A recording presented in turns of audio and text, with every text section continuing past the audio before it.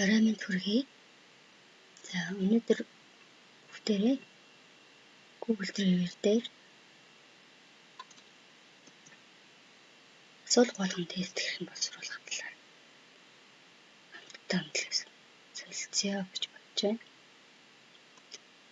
За эхлээд driver.google.com руу ороод өөрийнхөө Gmail хаягаар нэвтэрч орно. За нэвтэрч орсны үр дүнд бид тарагдах сонгох маань харагдах нь байна. За ингээд асуулгынхаа шинэ хуудсыг яаж нэх вэ гэхээр driver дээр дараад за энд мөн хэсэг дээр Google Forms дотор blank form гэх юм бол шинэ сорил үүсгэх шинэ хуудсыг нэ prompt template гэх юм бол бэлэн цагууруу дотроос бас сонгож ажиллаж болох нэ. За ингээд үүний үр дүнд сорил болон асуулга бэлтгэх талбар бэлэн болно. За одоо энэ талбар буюу энэ талбарынхаа бүтцийг сонгохны бүтцийг тайлбарлая. Сонгох маань хаана ямар үйлдэл хийх боломжтой, ямар тохиргоотой гэдэг мэдлэл дээр тайлбарлаж байна. За энэ дээд харагдаж байгаа энэ бүдгийн хэсэг болвол ерөнхийдөө бидний асуулгын маань цаад фонд хэсгийг бол яг өөрчилж өгөх боломжтой хэсэг байна. За энэ нүдний зураг дээр болохоор яг асуулга маань хэрэглэгчтэй ямар хэлбэр дизайн загвар дизайнтай харагдах вэ гэдэг үргэлжлэн харж болно. За энэ араа бол формын асуулгын маань ерөнхий тохиргоо гэдэг. За ингээд энэ доор харагдах цонхын дээр бол за хамгийн бидний гол ажиллах хэсэг бол энэ хэсэг байна. За энэ сорилын хэлбэр дээр бол бидний сорилынхоо хэлбэрүүдийг сонгоно. Нэг хариулттай юу, олон сонголттой юу, харгалзаа үүсэх үү, жагсаалтаа сонгох үү гэх мэт өөрийнхөө сорилынхаа хэлбэрүүдийг сонгодог. За энэ нэмэлт тэмдэг дээр бол сорилуудаа дистралан нэмж оруулж сорилынхаа төрлийг хэлбэрийг энд сонгож үржилжих юм. За энэ дараагийн хэсэг болохоор зэрэг энэ эко ямар үүрэгтэй вэхээр сорилд хадгалсан хуучин өмнө хийцэн байсан сорилуудаас зарим нэг асуултуудыг эндээ дахин шимэр хийхгүйгээр оруулж ирж ашиглая гэх юм. Одоо энэ тавшлага маань хэрэг болно. За энэ хэсэгтээ бол яадаг вэхээр сорилд арчиг ба тодорхойлолтыг нэмдэг тодорхой тайлбар өмнө нэг хэлбэрээр бичих ийм тохиолдолд бол за энэ тавилсан дээр ажиллах байна. За энэ зураг өгөхөр сорил асуулганд хэрэгтэй зургуудыг үнээр нэмж болно. Жишээлбэл би зургийг ажиглаад энэ даалгавар гүйцэтгэрэй гэх юм бол эсвэл дунд нь ямар нэгэн зургаар реклам сурталчилгаа оруулах гэх юм бол энэ сорил зураг нэмэх хэсгийг ашиглах нэ. За энэ мэдээж сорилдоо бичлэг нэмнэ. Дундор зарчилгааны юм. За өөр ямар нэгэн хэрэгтэй бичлэгүүдийг нэмж болно. За бидний ялангуяа ежийн сорил маань сонгох хэсэг 2 дугаар хэсэг гэсэн хэсгүүтэй байдаг. Бүтээлч гэсэн хэсгүүтэй байдаг. За тэгэхээр зэрэг тийм сорил маань дотроо бас агуулгын хувь төрлөөр хэсгүүдээс бүрддэг болов. За энэ бүр сорилуудын хэсгүүдийг оруулж өгнө. За яг сорилын асуулга бичдэг үндсэн хэсэгт маань товчор байна. Энэ бол яг энэ сорилын асуулгыг хувьжин гэсэн. За энэ бол сорил маань арай биш бэлэн хэллүүдэд байвал нэг устгаж болно. За үндсэн цонхны маань бүтсэн юм байна. За тэгээд сорилоо хийгээд дуусны дараа за энэний товчлогоор бол өөр мэйл хай. Бусад мэйл хай руу бусдруулах яв. Илгээж болно гэсэн байна. За одоо бид өнөөдөр сорилын хэлбэрүүдээр ямар хэлбэрүүд байгааг харж үзье. За эхнийх нь бол энэ хэлбэрийг сонгох юм бол богино хариултаар буюу нэг үгээр, хоёр үгээр зөвхөн хариулттай асуулгуудыг энд оруулж болно. Жишээлбэл нэрээ бичсэн юм те. За дараагийн энэ параграф хэсэг бол өгүүлбэрээр хариулах хэсэг. Тодорхой өөрийнхөө төрсэн аймаг хотод олон өгүүлбэрээр урт өгүүлбэрээр бичих хариултууд таарах юм бол параграф хэсгийг сонгож оруулах юм байна. За multiple choice нь бол зөвхөн ганц хариулттай сонголтуудыг энд хийдэг. За check box гэдэг үгээр зэрэг олон хариулттай сонголт. Нэг асуулгын дотор хэд хэдэн одоо саналаг сонгож болдог. За энэ тохиолдолд check box гэсэн хэлбэрийг ашиглах нь байна. За drop down гэдэг нь болохоор яг үгээр зэрэг доошоо жагсаалтууд нээгдээд тэр жагсаалтууд дотроос зөвхөн нэг зөв хариултыг сонгодог байгаа.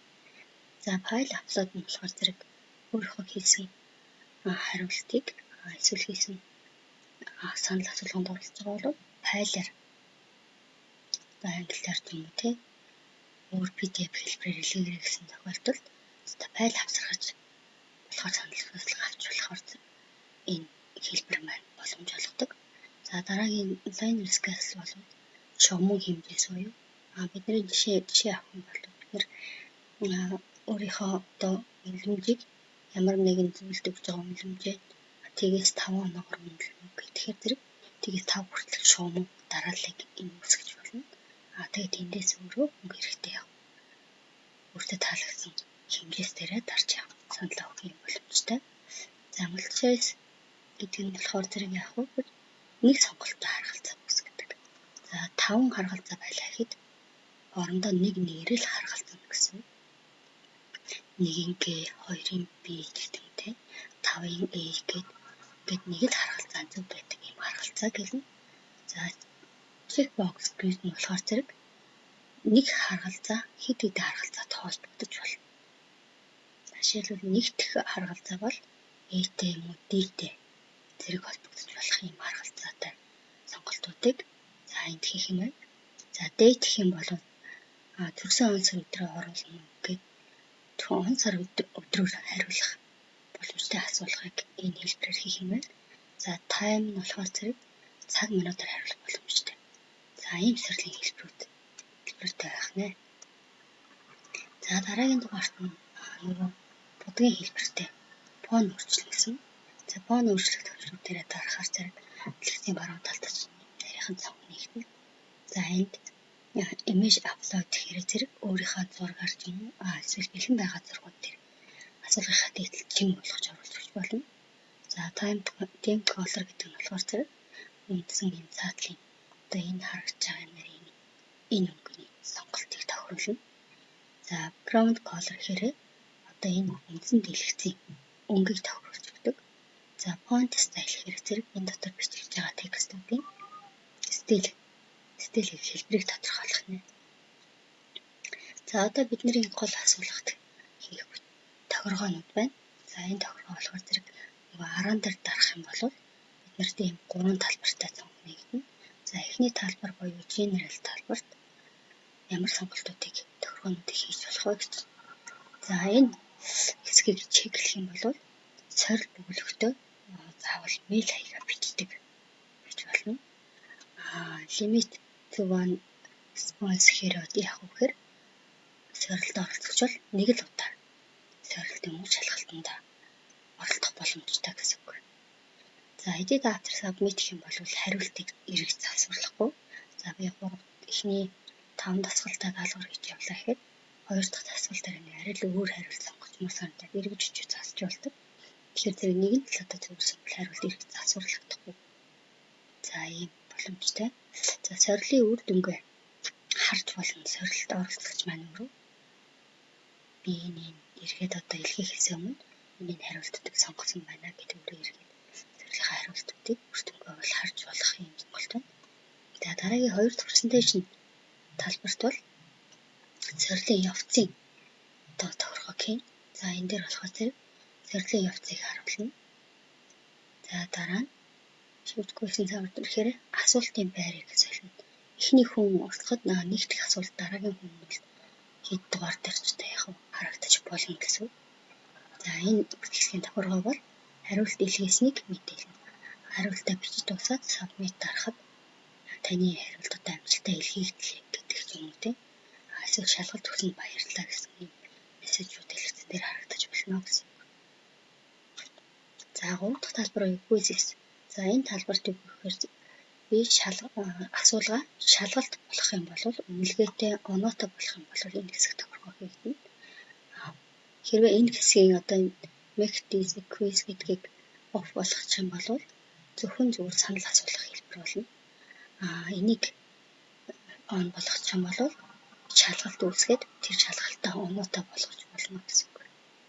За энийг on болгосноор биднэрт ямар тохиргоо мэдэх боломжтой болж байна гэхээр зэрэг за эхний тохиргоо маань хариултаа дуусангууд мэдээлэл илгээгдэн мэйл хаягаар илгээгдэн. За таны тэд оноо авлаа, тэдэн зөвхөн буруу байлаа гэсэн мэдээлэлүүд иргэн. За энэ хэсгийг зөвлөж эхэлчих юм бол шалгалт дуусны дараа өөрөө илгээх боломжтой гэсэн.